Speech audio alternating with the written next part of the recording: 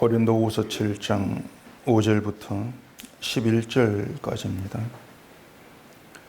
우리가 마게도냐에 이르렀을 때에도 우리 육체가 편하지 못하였고 사방으로 환난을 당하여 밖으로는 다툼이요 안으로는 두려움이었노라.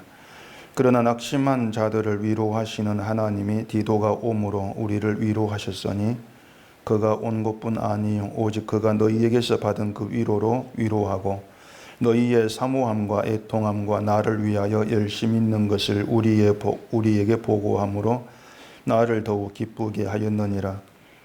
그러므로 내가 편지로 너희를 근심하게 한 것을 후회하였으나 지금은 후회하지 아니함은 그 편지가 너희로 잠시만 근심하게 한 줄을 알미라. 내가 지금 기뻐함은 너희로 근심하게 한 까닭이 아니요 도리어 너희가 근심함으로 회개함에 이른 까닭이라.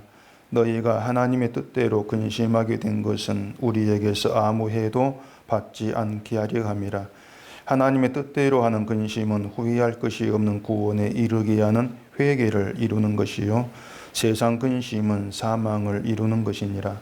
보라, 하나님의 뜻대로 하게 된 이 근심이 너희로 얼마나 간절하게 하며 얼마나 변증하게 하며 얼마나 분하게 하며 얼마나 두렵게 하며 얼마나 사모하게 하며 얼마나 열심 있게 하며 얼마나 벌하게 하였는가.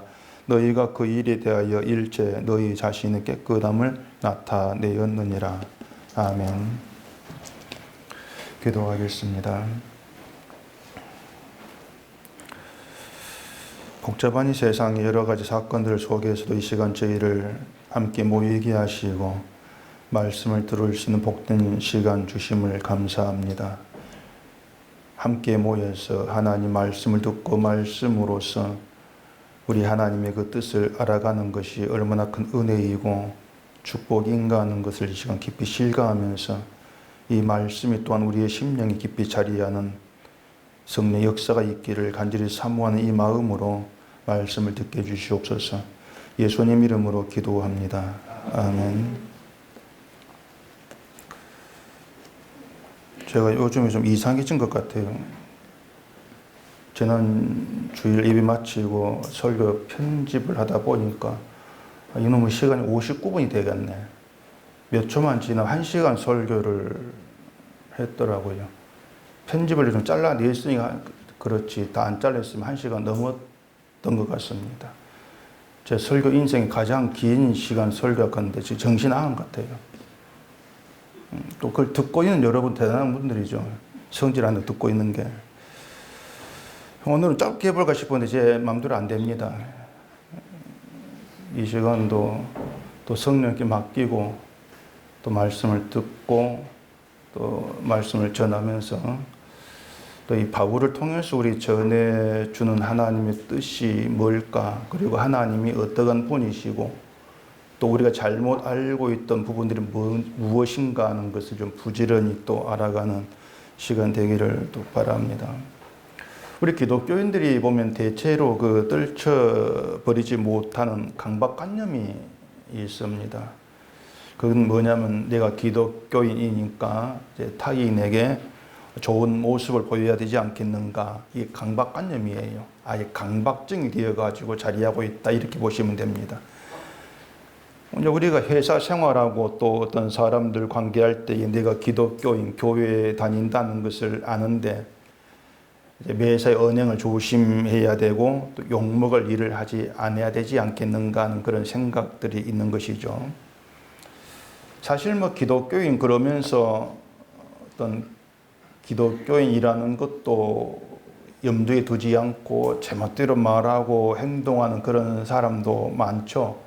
그에 비하면은 내가 기독교인이다 그런 의식을 하면서 언행을 조심한다는 것 찌우면은 바람직한 일이 아니겠는가, 뭐 그렇게도 생각할 수가 있습니다. 그런데 우리가 분명히 해야 될 그 사실이 하나 있습니다. 그게 뭐냐면 내가 기독교인인 것을 의식하면서 언행을 조심하고 또 좋은 모습을 보여주기를 힘쓰는 것, 또 그렇게 해서 좋은 모습을 보여준다 했을 때 그것을 우리가 믿음으로 산다거나 또 믿음을 실천하는 것이라거나 또 신앙인다운 것이다 그렇게는 생각지를 않아야 한다는 겁니다. 그걸 여러분들이 조심을 해야 돼요. 이게 이제 넘어가면 안 되는 경계선인데, 근데 기독교인들에게 경계선이 없다는 게 이제 문제입니다. 이 경계선은 십자가라고 할 수가 있습니다. 내가 기독교인인 것을 의식하면서 좋은 면을 보여주고 칭찬받는 행동을 하며 살아가는 것을 이제 높이 평가하면서 그렇게 살았던 것을 들고 들어가려고 하는 거. 그게 십자가라는 경계선이 없는 거예요. 바꾸고 말하면 십자가라고 하는 것은 우리가 내 걸 들고 들어오는 걸 절대 허가하지를 않습니다. 불허예요. 수입 불가예요. 통관이 안 돼요. 근데 그걸 자꾸 들면서 이걸 봐달라는 것이죠. 십자가라고 하는 건 우리가 멋대로 들어갈 수 있는 세계도 아니고요. 그 십자가 밖에서 내가 뭘 했든지 간에 그것을 들고 의로 허가받을 수 있는 그런 것들도 아닌 것입니다.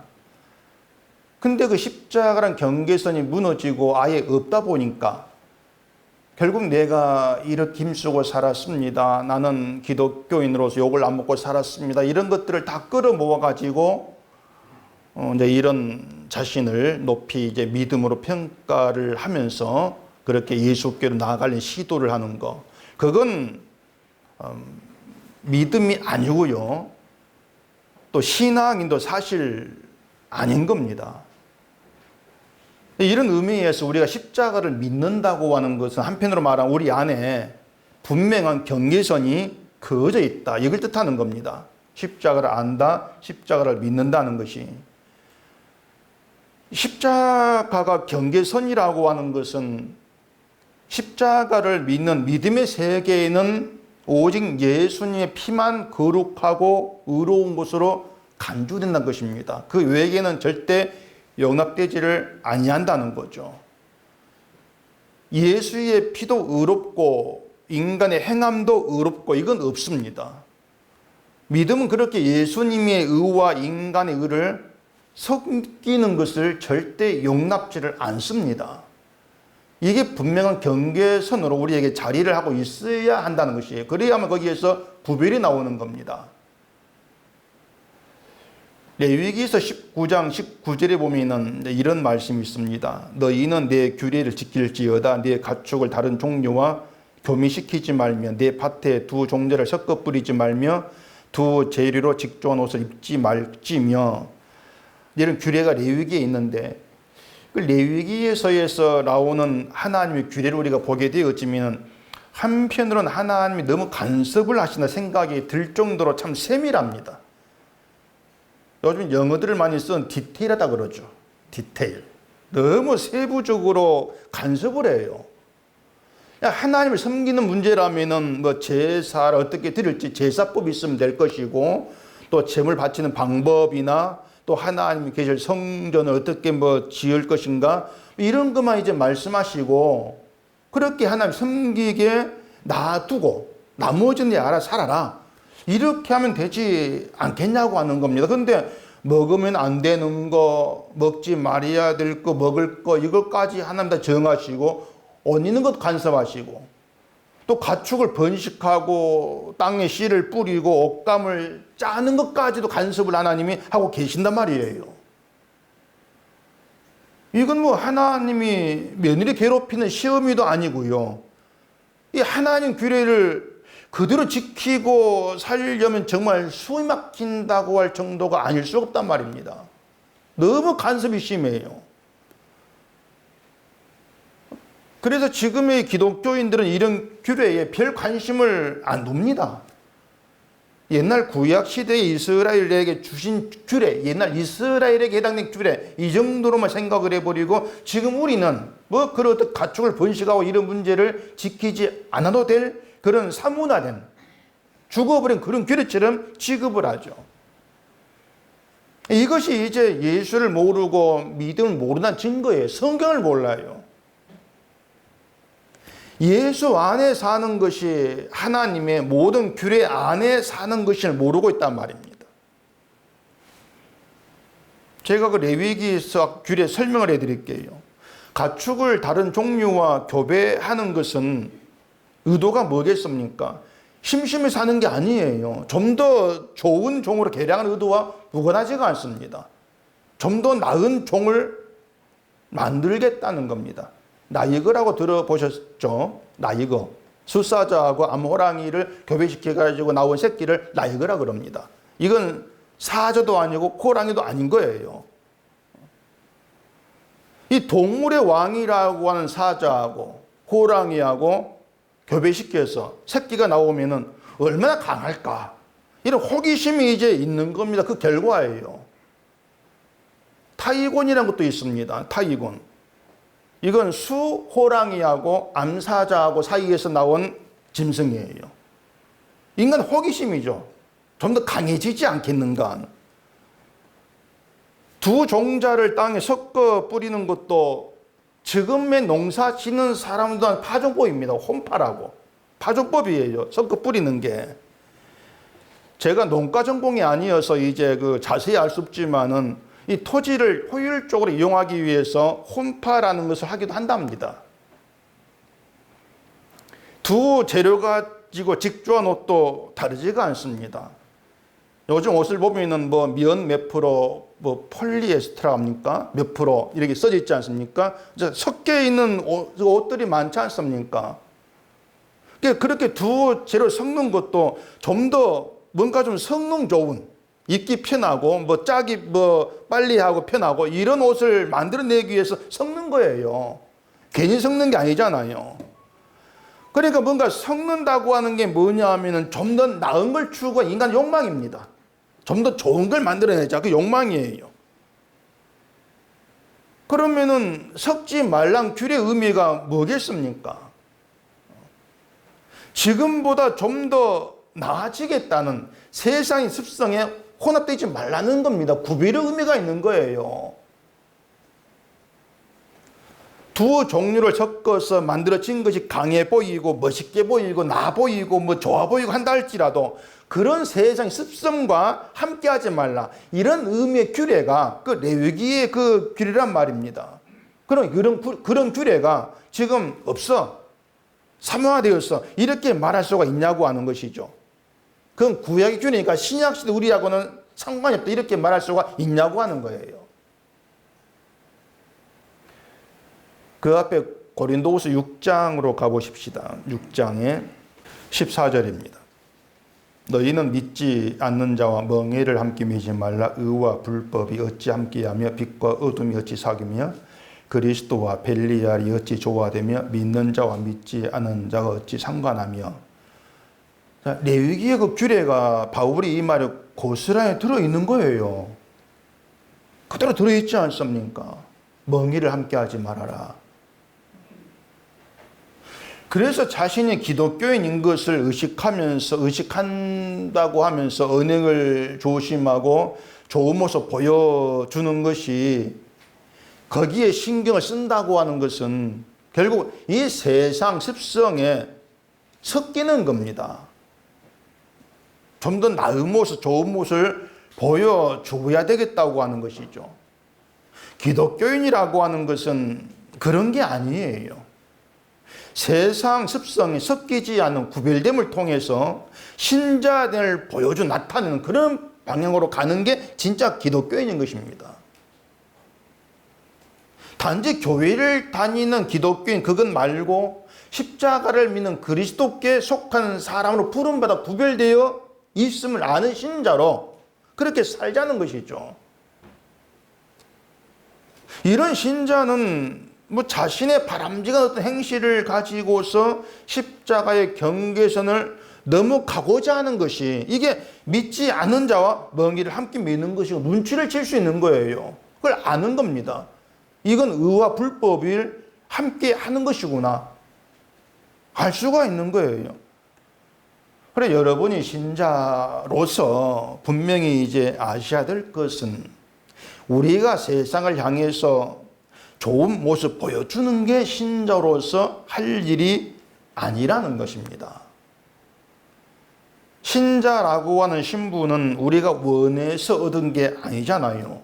하나님의 택하심과 부르심에 의해서 신자라고 불리는 그 존재가 있게 되는 것이지, 그게 신자의 신분인데, 하나님께서 우리를 택하시고 창세전에 예정하시고 부르신 이유가 네가 세상에서 좋은 모습 보여주고 살아라, 여기 있냐 그 말입니다.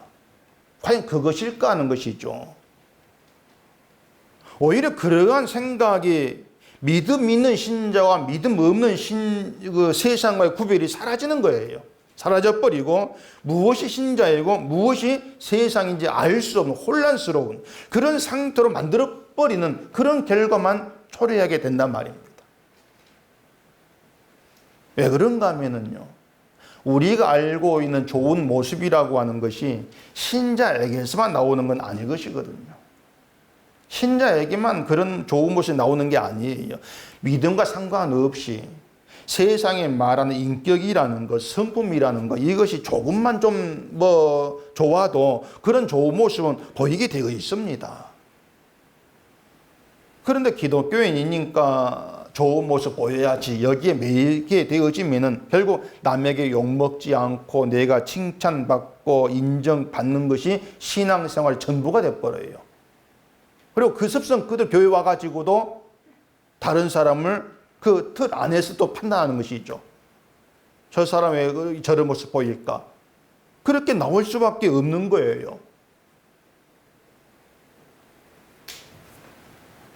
그게 이제 세상의 그 습성을 고스란히 드러내고 있는 그런 결과가 되는 것이죠. 여러분은 믿음으로 사는 삶이라고 하는 것이 그렇게 늘 좋은 모습 보여야 되고 또 듣는 말만, 칭찬만 들어야 되고 또 믿음 좋다고 하는 인정만 받아야 되고, 그렇게 만약에 알고 있다면은 그것은 믿음의 삶을 크게 오해하는 겁니다. 잘못 이해하는 것이 되는 것입니다. 믿음으로 사는 건 그렇게 사는 게 아니에요. 그걸 오늘 설교를 통해서 우리가 좀 생각해 봐야 되는데, 오늘 설교 제목이 뜻대로 하는 근심입니다. 뜻대로 하는 근심. 10절을 보십시다. 하나님의 뜻대로 하는 근심은 후회할 것이 없는 구원에 이르게 하는 회개를 이루는 것이요, 세상 근심은 사망을 이루는 것이니라. 자, 여기 보니까 이 근심을 두 종류로 나누어서 바울이 얘기를 하고 있죠. 하나님의 뜻대로 하는 근심과 세상 근심, 이렇게 둘로 이제 나누어서 말을 하는데, 심각한 게 뭐냐면은 하나님의 뜻대로 하는 근심은 구원에 이르게 하는 회개를 이루고, 세상 근심은 사망을 이룬다는 겁니다. 그러니 이제 우리는 어떻게 해야 됩니까? 세상 근심을 하면 안 되겠죠, 생각에. 세상 근심을 하면 안 되고 하나님의 뜻대로 하는 근심을 해야 되겠죠. 그럼 어떻게 해야 되겠냐 말이에요.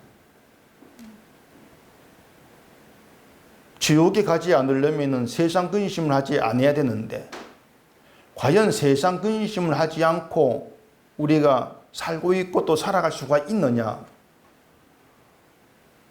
그런 걸 생각해 보면은 참 심각한 그런 문제가 아닐 수가 없는 거예요. 자, 바울은 지금 이 하나님의 뜻대로 하는 것과 세상 근심이 두 근심에서 다른 것처럼 얘기하고 있습니다. 다른 것처럼. 아마 여러분이 들을 때에도 그렇게 생각이 될 거예요. 뭔가 근심이 다른 근심이 있구나. 그렇게 생각이 될 거란 말입니다. 그래서 이 말을 되게 어떻게들 해석을 하는가 하면은, 하나님의 뜻대로 하는 근심은 말씀을 들을 때 마음에 감동이 되어서 생기게 되는 것인데, 뭐냐? 말씀을 들으면서 내가 부족함을 깨닫게 되어지고, 또 자기 믿음에 대해서 애통한 마음을 가지게 되어지면서 어떻게 하면 내가 믿음으로 살 수 있을까 근심하는 거, 이걸 가지고 하나님의 뜻대로 하는 근심이다, 이렇게들 이제 얘기들을 많이 합니다. 그리고 세상 근심은 뻔하죠.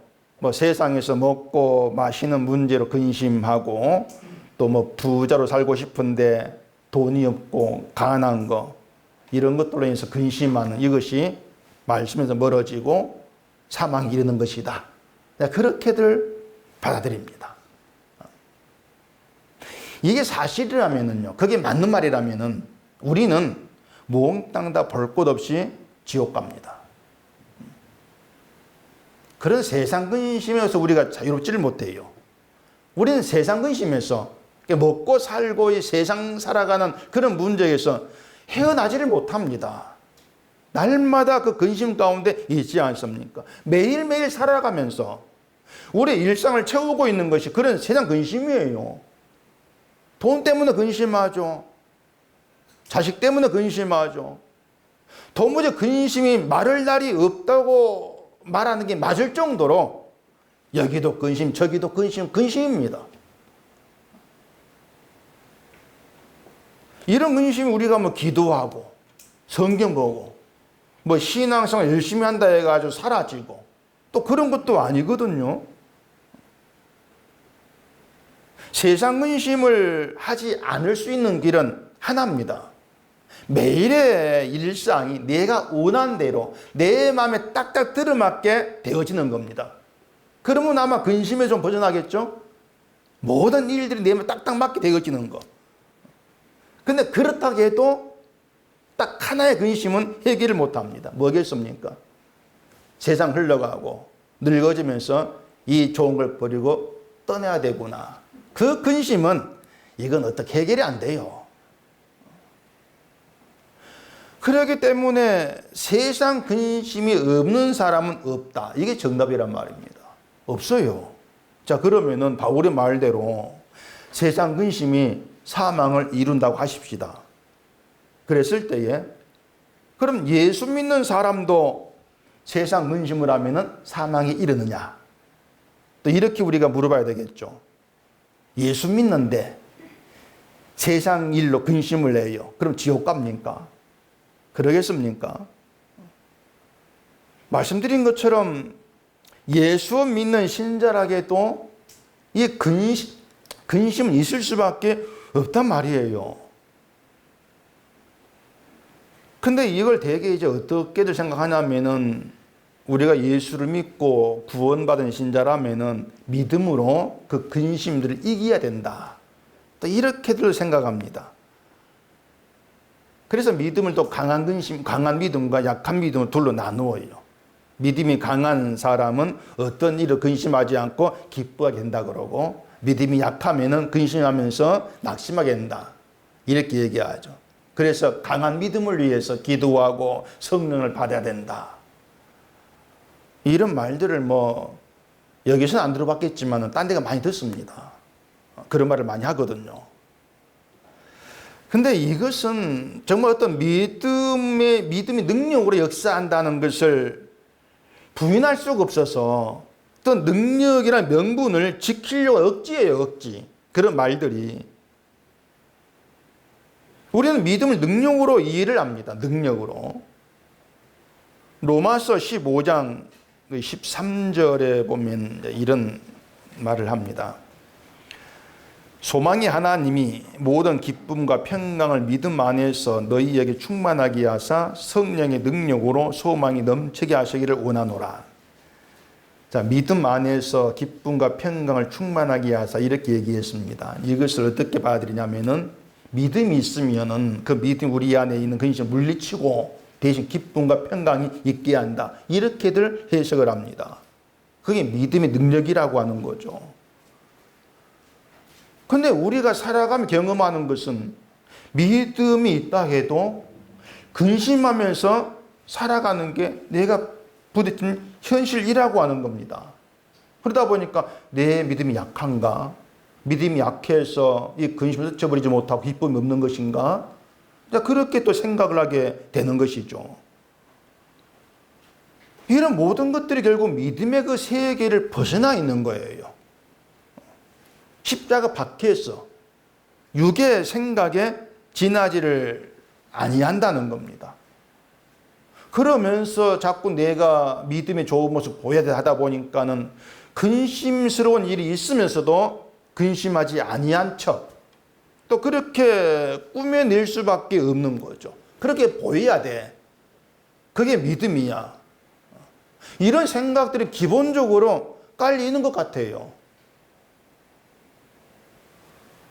그래서 내게 어떤 근심이 사라지지 않고 불안함이 있으면은 내가 믿음이 있는가, 그렇게 믿음의 문제에 대해서까지 흔들리는 것을 많이 보게 되는 것이죠.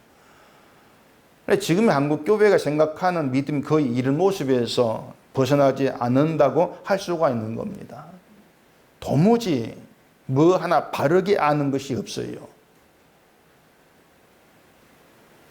어떤 분이 자기가 포항으로 이제 곧 있으면 이사를 가야 되는데 그 포항에 소개해 줄 교회가 없는가 이제 저에게 묻는 겁니다. 그래, 제가 소개할 교회가 없습니다. 제가 아는 교회가 전국에 없습니다. 네, 소개할 교회가 없다겠는데 그분이 교회가 그렇게 많은데 이제 갈 수 있는 교회가 없다는 현실이 정말 안타깝다. 탄식을 하는 겁니다. 그러면서 어떻게 해서 교회가 이런 현실이 되었는지 모르겠다고 하길래 제가 이렇게 말씀을 드렸습니다. 교회가 십자가로 출발해서 십자가에 머물러야 되는데 사람으로 출발해가지고 사람 안에 머물려고 하니까 십자가가 없는 종교로 주저앉아 버린 겁니다. 제가 그렇게 이제 말을 했죠. 제가 볼 때는 그냥 종교입니다. 사람으로 출발해서 사람 안에 머물려고 하는 것은 종교입니다.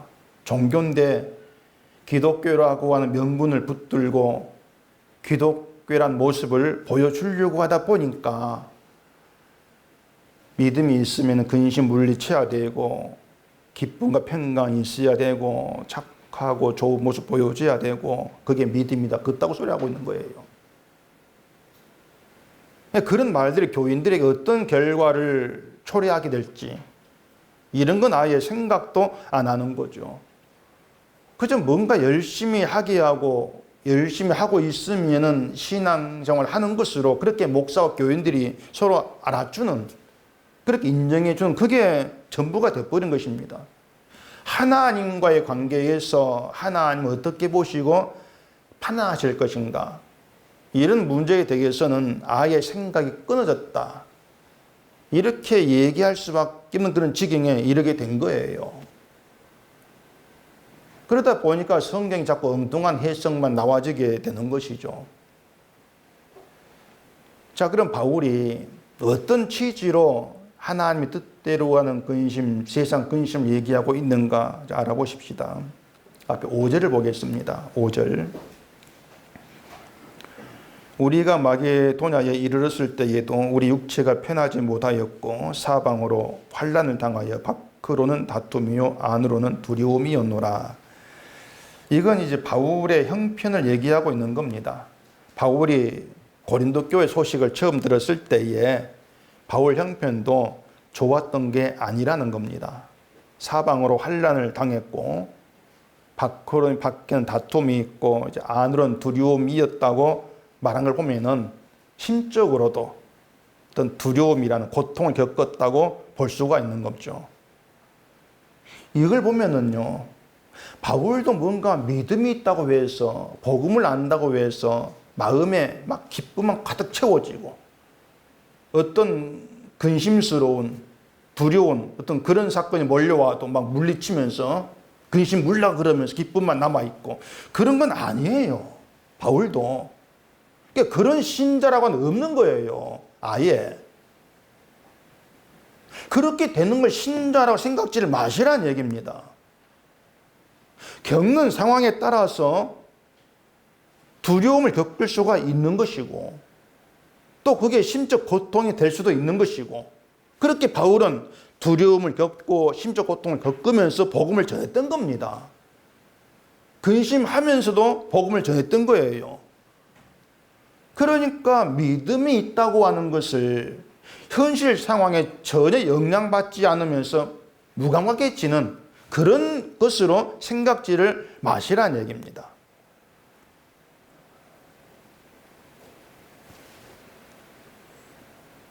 우리가 믿음 가운데 있다 할지라도 그냥 기본적으로 세상 사람과 똑같이 힘들면 못 살겠다. 불평이 나옵니다. 기본이에요. 불평이 나오는 것이고 그렇게 살아가는 것이지 힘든데 힘들지 않은 척 얼굴 웃음 띄고 살아야 되는 그런 게 믿음이 아니란 말입니다.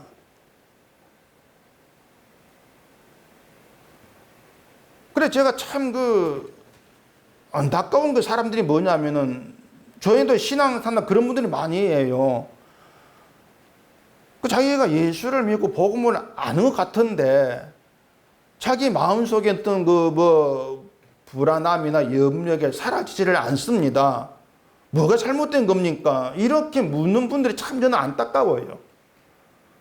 다른 동네에 붙들려 있는 거예요, 지금. 십자가가 뭔지를 모르면서. 그런데 복음을 아는 것 같다, 이렇게 말하는 거죠. 저는 그럽니다. 복음 모르는 거면요. 야단 척버립니다. 그 복음 모르는 겁니다.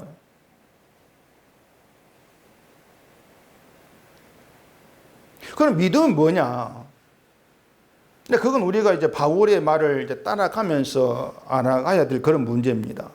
자, 고린도를 떠난 바울이 환난을 당했고 심적으로 힘든 상황이라고 했습니다. 그런 바울에게 고린도 교회에 좋지 않은 소식이 들려오는 겁니다. 안 좋은 소식이. 그럴 때 바울의 마음이 어땠을지는 우리가 조금이라도 짐작할 수 있지 않습니까? 힘든데 그런 상황에서 그 교회에 안 좋은 소식이 들려오는 거예요. 그때 6절을 보십시오. 그러나 낙심한 자들을 이루하시는 하나님이 디도가 오므로 우리를 이루하셨으니 여기에 낙심한 자들을 이루하시는 하나님 이렇게 말한 거 보면은 이 바울도 고린도 교회 문제가 덮치는 바람에 낙심한 게 아닌가 이렇게도 볼 수가 있는 거예요. 그래 이런 내용들을 보면은 바울은 뭔가 자기를 좋게 꾸며서 보이려고 하는 것이 없는 겁니다. 내가 사도라면은 근심이 되고 낙심할 만한 그런 상황에서도 근심하지 않아야 되지. 낙심하지 않은 모습을 보여줘야 되지. 이런 게 없는 거예요, 바울에게는. 두려움이 있으면 나 두려움이 있어. 나 두려워해.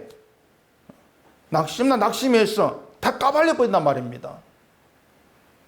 이런 것들이 뭐냐면은 사도 바울의 시선은 오직 하나님께로만 향해 있다는 겁니다. 하나님께로만 향해 있다.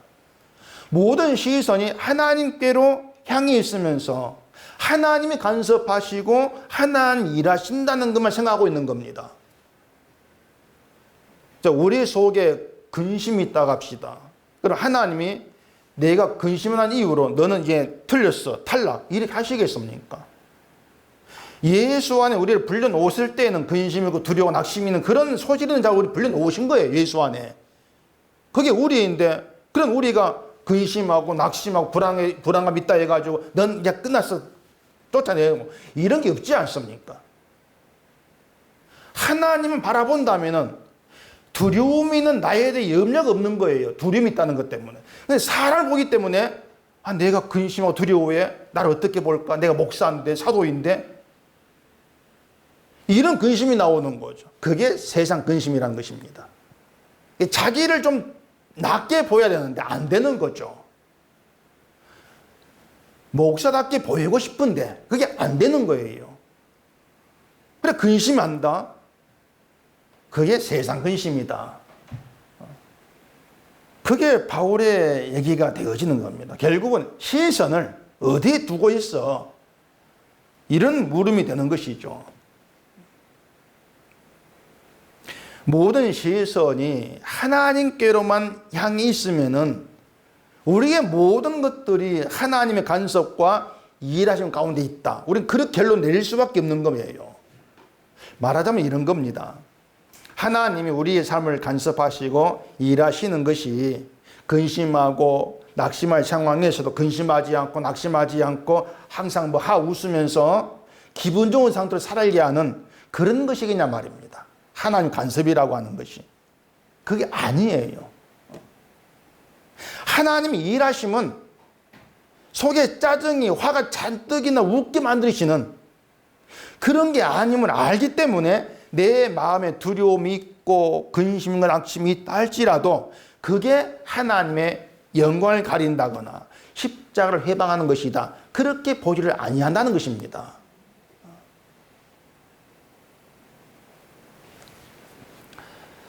자, 바울이 그렇게 육신이 편치 못할 정도로 환난 당하고 심적으로 고통을 겪고 있었는데, 그런 바울이 하나님이 디도가 오므로 우리를 위로하셨다, 이런 말을 지금 했습니다.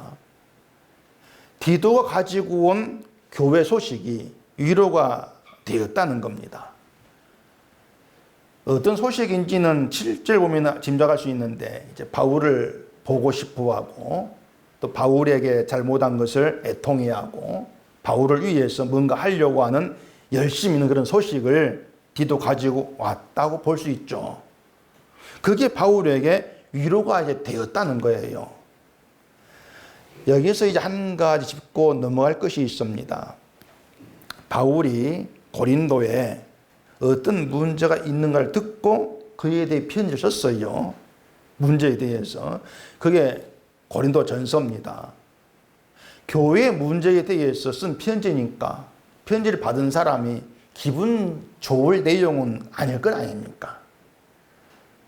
우리가 고린도 전서를 봤잖아요.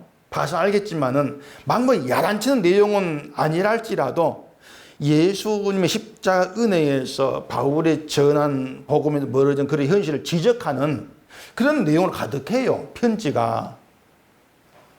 그래서 그 편지로 인해서 이 교회가 바울과의 관계가 더 좋지 않게 된 것이란 말입니다. 더 안 좋아지고, 그런 상황에서 다시 고린도를 바울이 가게 되면은 더 좋지 않은 관계가 될까 염려해서 고린도 가겠다 해놓고 안 간 거예요. 이런 상황이었는데 그 고린도 교회가 바로 보고 싶어 한다? 그럼 어떻게 해서 그런 결과가 있게 되었냐고 하는 겁니다. 어떻게 해서? 고린도 교회, 그 바울과 좋지 않은 관계였는데 바울을 보고 싶어 하고 어떤 바울에 대해서 열심히 있게 되고, 이것은 교회가 달라진 것 아닙니까? 그럼 무엇이 교회를 달라지게 했냐고 하는 거예요. 무엇이? 바울이 쓴 편지 때문이냐? 하나님 간섭 때문이냐? 어느 쪽입니까? 간섭이죠, 하나님의. 그 6절에서 위로하시는 하나님이 디도가 오므로 우리를 위로하셨다, 이렇게 말한 걸 봐도 바울은 모든 것을 하나님이 하신 일로 보고 있는 거예요. 하나님이 디도가 오므로 우리를 위로했다. 하나님이 위로하신 것이야. 내가 편지를 잘 써가지고 교회가 내 편지 감동을 뭐가 달라졌어, 이게 아닌 거란 말입니다.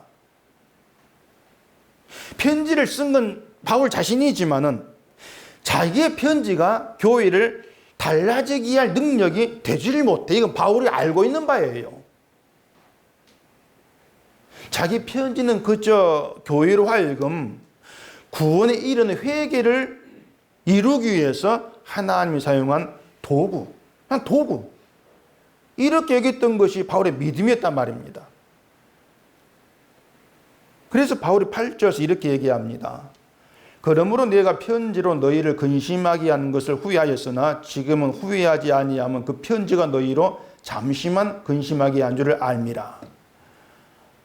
바울이 교회에 권면의 편지를 쓴 것은 교회가 복음을 이제 바르게 깨닫고 또 십자가 은혜 안이 함께하는 그런 관계로 나아가기를 바라는 그런 사랑의 마음이었던 것이지, 막 잘못된 걸 지적해서 야단쳐가지고 부끄럽게 하려는 그런 건 아니었다고 하는 것이죠. 이건 고린도 전서에서도 얘기합니다. 그 4장 14절에 보면은 내가 너희를 부끄럽게 하려고 이거 쓰는 것이 아니라 오직 너희를 내 사랑하는 자녀같이 권하리 하는 것이라. 이게 편지에 담겼던 바울의 마음이었습니다.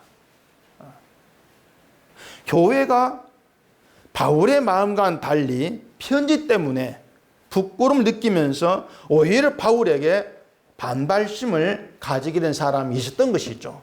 바울의 마음과 달리.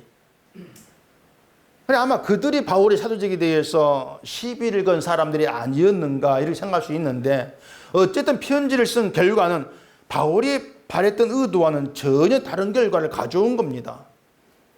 이것 때문에 편지로 너희를 근심하게 할 내가 후회했다. 이렇게 말할 정도가 된 거예요. 내가 편지를 쓰지 않고 찾아가 고민할 걸 뭐 그런 후회를 했을지도 모르겠습니다. 괜히 편지를 썼네. 이런 건 아니겠습니까? 그런데 지금은 후회하지 않고 기뻐한다. 바뀐 것이죠. 그 이유가 뭐냐? 교회가 근심함으로 회개하면 이른 까닭이다. 그것이에요. 자, 또 9절 보십시다.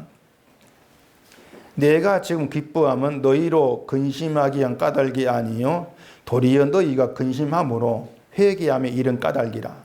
너희가 하나님의 뜻대로 근심하게 된 것은 우리에게서 아무 해도 받지 않게 하려 함이라. 그리고 이제 회개함에 이른 근심을 두고 하나님의 뜻대로 가는 근심 이렇게 얘기하고 있는 거죠. 자, 여기서부터 우리가 방향을 잘 잡으셔야 됩니다. 방향을 잘못 잡으면은 근심에 초점을 두게 돼요. 근심에 어떤 근심을 해야 될 것인가. 말씀드린 것처럼 근심을 둘로 나누고 하나님의 뜻대로 가는 근심이 뭘까? 그런 근심을 해야지. 근심에 초점을 두는 이게 잘못된 방향이 되어버리는 것입니다. 하나님의 뜻대로 하는 근심이라고 하는 게 따로 있는 게 아니에요. 근심의 종류가 따로 있는 게 아닌 것입니다. 뭐 말씀을 통해서 내 부족을 깨닫고 어떻게 하면은 내가 믿음 생활 잘할 수 있을까? 이런 것들을 신자다운 뜻대로 하는 근심 이렇게 말하기도 하지만 그런 건 역시도 내 믿음, 내 구원을 염려하는 자기를 위한 근심이란 말입니다. 자기를 위한 근심이에요. 그걸 두고 세상 근심이란 말입니다. 세상은 이렇게 얘기하고 있는 거예요. 하나님의 뜻대로 근심하게 된 것이 이 말은 너희에게 회개를 이루어 구원에 이르게 하려는 하나님의 뜻이 너희를 근심하게 만들었다 그 뜻입니다. 다시 말해서 우리를 회개에 이르게 하시려고 근심하게 하신다는 거예요. 회개에 이르게 하시려고. 자, 바울은 자신의 편지가 교회를 근심하게 했다는 것 때문에 후회를 했다고 했습니다. 근심하게 할 목적이 아니었다는 것이죠. 그런데 디도를 통해서 교회가 회개를 했어. 이런 소식을 듣고 근심하게 되는 것도 하나님께서 하시는 일이었구나. 그런 생각을 하게 된 거란 말입니다. 자, 우리가 근심을 하는 것은 다 내 문제 때문에 그런 것입니다. 내 일이, 내 인생이 내가 원하는 대로 되지 않고 나를 힘들게 할 때 그게 근심이 될 수밖에 없는 거예요. 이런 근심에서 없는 게 뭐냐면은 하나님께서 간섭하시고 일하시고 인도하시고 이게 없단 말입니다. 우리가 내 문제로 근심을 하고 그 근심거리를 들고 하나님을 찾으면서 근심을 해결하려고 한다면은 그게 세상 근심이란 말입니다. 반면에 하나님의 뜻대로 하는 근심이라고 하는 것은 내 문제로 근심을 하는데 그것이 나를 살게 하고 내 인생을 책임지고 계시는 하나님을 믿고 있는 것이구나. 이걸 알게 한단 말이에요. 그게 회개하게 되는 거예요. 내 문제로 근심할 때 내가 잊고 있는 거 하나님이 나를 책임지시고 나를 인도하신다는 거 이걸 잊고 있는 것이구나. 그렇게 근심 우리 회개에 이르게 하는 것이죠. 바울은 그걸 두고 하나님의 뜻대로 가는 근심 이렇게 말하고 있단 말입니다. 하나님이 나를 살게 하시는데 내가 원하는 대로 살지 못한다고 해서 막 근심하는 것은 그게 하나님 앞에서 불의한 거야. 이걸 아는 거죠. 그런 회개를 이루기 위해서 근심하게 하는 하나님이시다. 이걸 두고 하나님의 뜻대로 가는 근심 이렇게 얘기하고 있는 겁니다. 그래서 근심 자체가 다른 것이 아니라는 것입니다.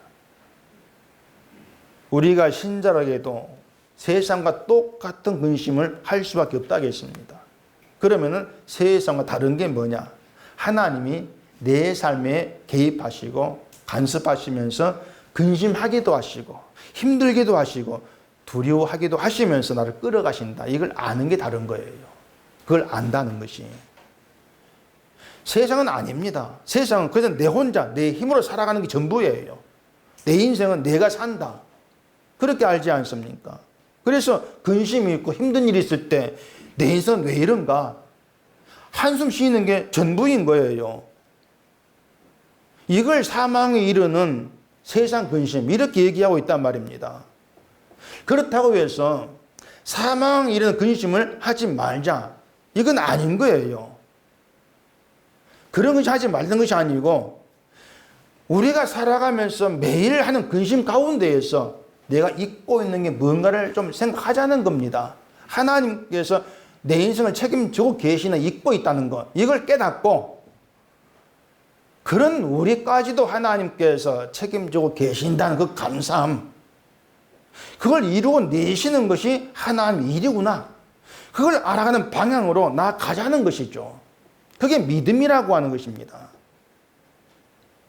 그게 하나님의 뜻에 의해 사시는 일이고 그 뜻대로 다스림을 받고 살아가는 신자됨이라 이렇게 얘기가 되어지는 거예요. 그래서 하나님의 뜻대로 뜻에 의해서 다스림 받고 살아간 신자는 근심 가운데에서 그 근심을 떨쳐버리는 게 아니고 내가 하나님을 신뢰하지 않고 하나님이 일하신다는 것을 내가 노골적으로 불신하고 살고 있었구나. 이걸 발견하는 것입니다. 자기에 대한 깨달음이죠. 그래서 회개하게 되는 것입니다. 그리고 하나님, 내 힘으로는 도무지 안 되겠습니다. 도무지 안 됩니다. 이런 나 같은 자를 하나님께서 붙드시고 데리고 가시는 것이 내 큰 은혜이고 살아있는 걸 내가 의지에 알았습니다. 이게 회개입니다. 그런 회개를 이루고 이게 구원에 이르는 신자됨이라고 하는 거예요. 그래서 제가 말씀을 드릴 수가 있는 것은 우리의 삶에는 근심되는 일은 반드시 있다는 겁니다. 이건 뭐 믿음이 좋고 나쁘고 이런 문제가 아니에요. 하나님께서 이끌어 가시는 우리의 삶에 근심된 일은 반드시 있다. 이건 믿지 않는 사람도 반드시 있는 것이죠. 다 있는 거예요. 그리고 하나님은 우리의 근심거리를 거두어 주시기 위해서 일하지를 않으신다는 겁니다. 절대 그렇게 일하지 않습니다. 따라 우리는 모두가 다 저도 그렇고 여러분도 그렇고 근심이라고 하는 동일한 경험을 하면서 모이는 겁니다. 저는 근심이 없는데 여러분 근심이 있다. 이렇게 모이는 게 아니에요. 모든 신자가 똑같이 근심이라고 하는 같은 경험을 하고 모이는 겁니다. 바울도 같은 거예요. 근심이 있다는 점에서. 하나님께서 살게 한 처지와 환경, 형편 다르죠. 다르다 할지라도 각기 다른 형편에서 근심하는 겁니다. 돈이 많으면 돈 때문에 근심해요. 이걸 어떻게 지킬까? 저는 실감 못 하겠는데 그런 게 있어요. 그렇게 동일한 근심을 경험을 하면서 모였을 때에 그 근심으로 인해서 우리가 주의 은혜로 산다는 것이 뭔가 하는 깊이 알아가는 겁니다. 이게 교회라는 거예요. 이게 교회이기 때문에 우리가 교회로 모여서 내가 좋은 모습 보여야지. 근심하지 않고 웃는 모습 보여야지. 이것은 이미 관심이 십자가에 멀어져 있다. 그 뜻이 그에 지나지를 않는 겁니다. 십자가에 관심이 없는 거예요. 십자가란 경계가 없는 거예요. 우리가 보여줄 수 있는 모습이라면은 제 모습밖에 더 다른 게 없습니다. 제 모습밖에 없는 거예요. 우리가 뭐 일부러 죄된 행동을 하지 않아도 가만히 있어도 죄의 모습 나오게 되어 있습니다. 가만히 있어도. 인간 자체가 죄덩어리예요. 이런 우리에게 회개를 이루기 위해서 근심하게 하신다. 그게 하나님 뜻이다. 근심은 뜻대로 되어지는 것이다. 뜻에 의해서. 그 근심으로 인해서 내가 어떤 존재인가를 깨닫고 하나님 은혜를 알지를 못하면서 내가 나를 책임지고 세상 좀 더 나은 인생을 꿈꾸고 살았던 거. 이런 모든 것들이 하나님이 일하시면 내가 부인하고 물리치고 나만 바라보는 제 모습이었구나. 그런 회개를 이루어내는 것이죠. 그게 하나님 뜻대로 근심이고 구원에 이르게 한다. 그렇게 얘기하고 있단 말입니다. 결국 바울은 자기 편지로 교회에 근심을 하고 그런 회개나 모든 모습 가운데에서 하나님의 간섭을 보고 있는 겁니다. 하나님께서 저렇게 일하시는 것이구나. 그걸 보고 있는 것입니다. 그게 바울의 믿음이었던 것이죠. 회개를 이룬다고 하는 것은 기독교가 말하는 것처럼 잘못했습니다. 이런 행동이 있는 회개를 말하는 것이 아니고 지금의 내가 어떤 형편에 있는 인간으로 살고 있는가 이걸 깨닫는 겁니다. 그게 회개예요. 그러면서 내 힘으로는 안 되겠습니다. 그게 자기 처지를 아는 거예요. 내 힘으로 안 되겠습니다. 자기를 아는 고백으로 나오는 것이죠. 이런 회개를 통해서 십자가가 전부인 것이 신자라다. 이런 사실을 나타내겠다는 것이 하나님의 뜻인 것입니다. 그 뜻을 이루기 위해서 뭘 하게 하신다? 근심하게 하신다. 그게 하나님의 일이시다. 인도하심이다. 우린 그렇게 결론을 내릴 수가 있는 겁니다. 하나님의 뜻은 우리가 아니고 내가 아니고 십자가로 향해 있습니다. 근심하게 하시고 내가 누구인가를 드러내게 하시면서 십자가로 데려가십니다. 그 십자가에서 주의 은혜가 전부다. 이걸 아는 자로 만들어내시고 그 남은 인생을 그 주의 은혜를 담아서 나타내는 그런 신자로 살게 하겠다. 그게 하나님 뜻인 것입니다. 그 뜻에 붙들려서 살기 때문에 날마다의 삶이 근심이 있다 할지라도 우리는 하나님 뜻대로는 근심 가운데 있는 것이고 그런 근심을 통해서 주의 은혜가 전부라 회개를 이루어내는 겁니다. 그게 성례하시는 일이 것이거든요. 그렇게 은혜에 참여한 대로 살아가는 게 우리가 가는 믿음의 여정이다, 길이다. 이렇게 보시면 되는 겁니다. 여기에 자유가 있는 거예요, 사실. 남에게 좋게 보일 것이 없는 나. 하나님 바라보는 가운데에서 근심이 있으면 근심하고 염려 있으면 염려하고 그런 가운데에서 이런 나에게 하나님 이루어내시는 것이 뭘까 깨달아가고 그 하나님 일하심 때문에 위로가 되고 그게 기쁨이 되어지고 그게 신자로 살아가는 겁니다. 이런 신자됨을 하나님이 인도하신 가운데에서 늘 경험하는 우리가 되기를 바랍니다. 기도하겠습니다. 우리 아버지 하나님, 우리가 믿음을 알지 못하고 십자가를 알지를 못하면서 늘 인간됨 속에서 헤매는 것을 많이 보게 되어집니다. 근심이 있을 때 근심하지 않으려고 하고 염려가 있을 때 염려 떨쳐버리려고 하고 그게 믿음인 것 착각했는데 그 모든 것 또한 우리에게 회개를 이루시고 구원에 이르게 하시는 하나님 뜻인 것을 알게 하시고 그저 나의 그 모습 그대로 주 앞에 나오면서 내가 누구인가를 깨닫고 내 힘으로 안 되면 고백과 함께 주의 은혜만 높이는 저희가 되어지게 해주시옵소서. 예수님 이름으로 기도합니다. 아멘.